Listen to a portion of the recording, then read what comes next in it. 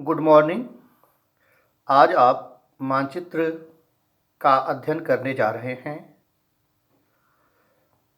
मानचित्र को अंग्रेजी भाषा में मैप कहते हैं।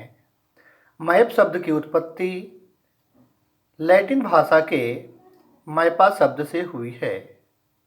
मैपा शब्द का शाब्दिक अर्थ है कपड़े का मेजपोश या रुमाल। मध्यकालीन युग में कपड़े पर बने संसार के चक्र मानचित्रों को मैपा मुंडी कहा जाता था। मैपा मुंडी शब्द का सर्वप्रथम प्रयोग सन 840 ईस्वी में सेंट रिक्वियर के मिकन नामक मठाधीश ने प्रयोग किया था।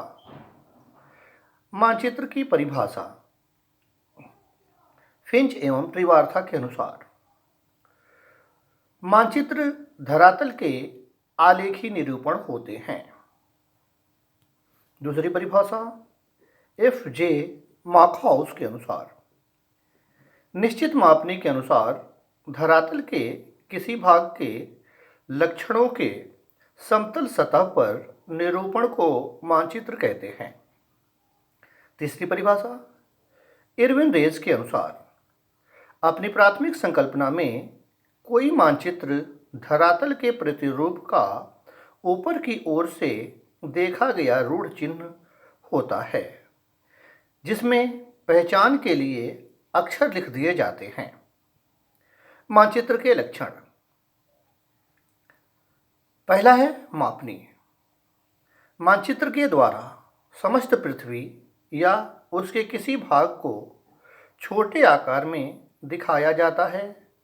अतः प्रत्येक मानचित्र एक निश्चित मापनी पर बनाए जाते हैं, जिससे कि धरातल पर मापी गई दूरी और मानचित्र पर प्रदर्शित दूरी एक समान रह सके। दूसरा है मानचित्र प्रक्षेप। पृथ्वी के किसी भी भाग का मानचित्र बनाने के लिए अक्षांश तथा देशांतर रेखाओं के जाल को समतल सतह पर निरूपित करने को मानचित्र प्रक्षेप कहते हैं। तीसरा है समतल सतह पर निरूपण।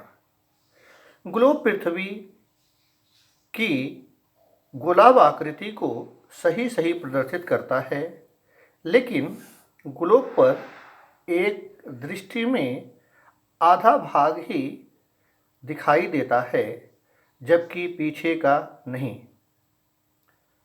लेकिन मानचित्र समतल सतह पर बनाए जाते हैं, जिस पर हम एक ही दृष्टि में पूरे पृथ्वी को एक साथ देख सकते हैं।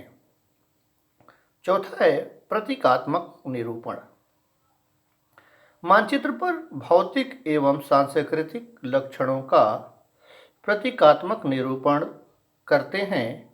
इन्हें प्रतीक चिन्हों से मानचित्र में दिखाया जाता है। पांचवा है पृथ्वी का द्विमीय निरूपण। मानचित्र पृथ्वी को द्विमीय निरूपण करते हैं,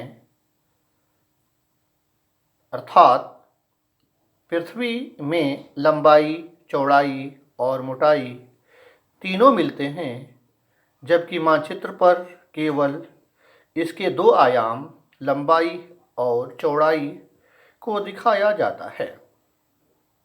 मानचित्रों का वर्गीकरण मापने के आधार पर। मापने के आधार पर मानचित्र दो प्रकार के होते हैं। पहला दीर्घ मापनी मानचित्र और दूसरा लघु मापनी मानचित्र। पहला दीर्घ मापनी मानचित्र।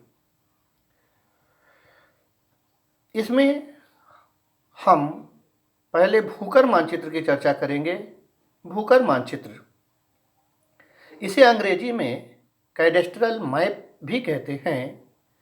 यह एक फ्रांसीसी भाषा का शब्द है, जिसका अर्थ है संपत्ति रजिस्टर। भूकर मानचित्र दीर्घ मापनी पर सरकार भू राजस्व संबंधी कार्य के लिए तैयार करती है। इसमें खेत, जलाशय, मार्ग, इत्यादि प्रदर्शित किए जाते हैं। गाँव में लेखपाल द्वारा जो मानचित्र प्रयोग होता है वह इसका उत्तम उदाहरण है। इसकी मापनी 16 इंच बराबर 1 मील या 1/3960 के मापक पर बने होते हैं। दूसरा है स्थलाकृतिक मानचित्र। इसे अंग्रेजी में टोपोग्राफिकल मैप कहते हैं। सामान्यतः ये 1/4 इंच शीट और दीर्घ मापनी पर बने होते हैं।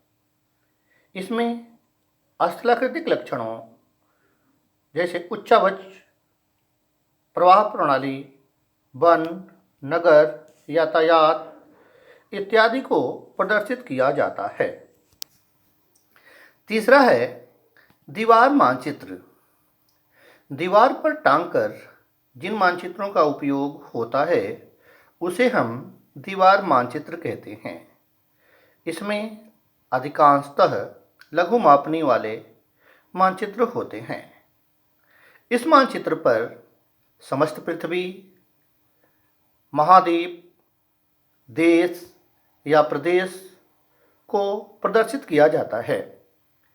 इसका ज़्यादा उपयोग स्कूल या कॉलेजों में विद्यार्थियों को संबंधित जानकारी दी जाती है। अगला एटलस मानचित्र।